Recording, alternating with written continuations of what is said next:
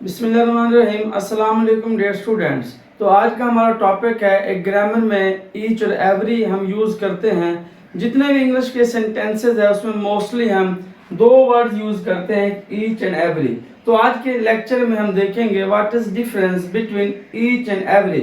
इन दोनों के दरमियान डिफरेंस क्या है और ईच कहाँ पर यूज़ होता है और एवरी कहाँ पर यूज़ होता है, पार्ट ऑफ स्पीच के लिहाज से ये क्या कहलाते हैं। तो आइए इसको डिस्कस करते हैं। तो आपके पास दो वर्ड हैं, एक ईच है और एक आपके पास एवरी है।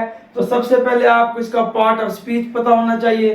तो first of all we will see about the each कि ईच क्या होता है। तो याद रखें, ईच आपका एडजेक्टिव के तौर पर भी यूज होता है।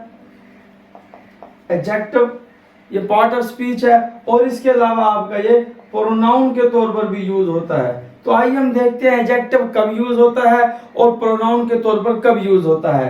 अब मैंने यहाँ पर दो एग्जांपल लिखी हैं, सेंटेंसेस आपको व्हाइट बोर्ड पे नजर आ रहे हैं। तो नंबर 1 जो है, ईच स्टूडेंट वाज प्रेजेंट, इसमें भी ईच यूज हो रहा है। और जो नेक्स्ट सेंटेंस है हमारा सेंटेंस है each of the students was present, इसमें भी देखें ईच यूज हो रहा है। तो हम देखेंगे कि दोनों के अंदर ईच का जो पार्ट ऑफ स्पीच है वो क्या है। तो फर्स्ट वन देखें, ईच स्टूडेंट वाज प्रेजेंट, यहाँ पर ईच जो है बतौर एडजेक्टिव यूज हो रहा है। बतौर एडजेक्टिव कैसे हो रहा है, हमें कैसे पता चलेगा? आपको पता होना चाहिए जो स्टूडेंट है ये आपका नाउन है।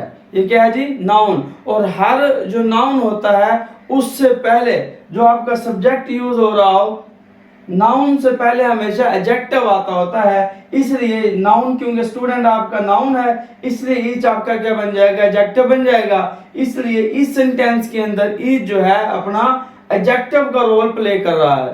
जो नेक्स्ट सेंटेंस है देखें, each of the students was present. अब ऑफ जो है यहाँ पर ये प्रेपोजिशन का काम दे रहा है। प्रेपोजिशन आपको पता होना चाहिए, प्रेपोजिशन से पहले जो आपका सब्जेक्ट आ रहा है वो क्या आ रहा है? ईच आ रहा है। तो प्रेपोजिशन से पहले जो आपका सब्जेक्ट आता है वो या तो नाउन होता है या प्रोनाउन होता है सब्जेक्ट, क्योंकि सब्जेक्ट दो ही हो सकते हैं, या नाउन हो सकता है या प्रोनाउन हो सकता है। अब प्रेपोजिशन से पहले सब्जेक्ट ईच आ रहा है, या तो नाउन होगा या प्रोनाउन होगा। अब देखिए ईच जो है ये नाउन तो हो नहीं सकता, आपको नाउन की डेफिनेशन बड़े अच्छे से पता होगी। जब ये नाउन नहीं है तो फिर क्या बचा बाकी? प्रोनाउन। तो इसमें ये एज अ प्रोनाउन के यूज हो रहा है। तो ईच हमारे पास दो तरह से यूज होता है, एक एडजेक्टिव के तौर पर और दूसरा प्रोनाउन के तौर पर। जब किसी नाउन से पहले ईच आ जाएगा तो वो एडजेक्टिव बन जाएगा, और जब किसी प्रेपोजिशन से पहले आ जाएगा तो वो आपका काम देगा प्रोनाउन का, क्योंकि जो सब्जेक्ट होता है वो ये नाउन होगा या प्रोनाउन होगा।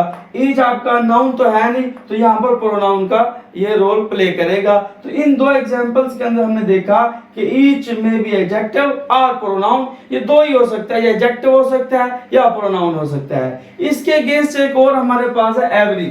एवरी जो है आपके पास सेंटेंस में अक्सर यूज होता है। यहाँ पर हम देखेंगे कि ये प्रोनाउन के तौर पर यूज हो रहा है या एडजेक्टिव के तौर पर यूज हो रहा है। ये देखें, ये एडजेक्टिव है या प्रोनाउन है। इसको हम देखते हैं सेंटेंस को। सेंटेंस आपके पास है एवरी स्टूडेंट वाज प्रेजेंट। अब आपका स्टूडेंट क्या है? ये नाउन है।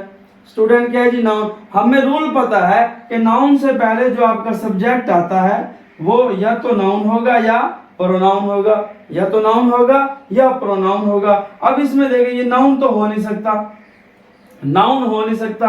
अब ये सब्जेक्ट है, सब्जेक्ट से पहले आ रहा है एवरी स्टूडेंट, नाउन से पहले आ रहा है सब्जेक्ट के तौर पर एवरी आ रहा है, तो प्रोनाउन भी नहीं हो सकता, क्योंकि प्रोनाउन के लिए आपके पास, अब देखिए यहाँ पर नाउन है, अगर ये प्रोनाउन, दोनों नाउन प्रोनाउन इकट्ठे नहीं आ सकते। जब आपका एक नाउन आ जाए तो उससे पहले आपका फिर प्रोनाउन नहीं होगा, वो आपका एडजेक्टिव होगा। क्या होगा? एडजेक्टिव। क्या होगा? एडजेक्टिव। ये प्रोनाउन नहीं हो सकता। नाउन तो वैसे नहीं है, आपको डेफिनेशन पता है नाउन की। स्टूडेंट यहाँ पर नाउन है, अगर यहाँ पर नाउन आ गया फिर प्रोनाउन नहीं आ सकता, क्योंकि सब्जेक्ट जो है वो एक ही होता है, या नाउन आ सकता है या प्रोनाउन आ सकता है। तो इस सेंटेंस के अंदर जो आपका एवरी है तो एडजेक्टिव काम दे रहा है, यहाँ पर ये प्रोनाउन नहीं हो सकता।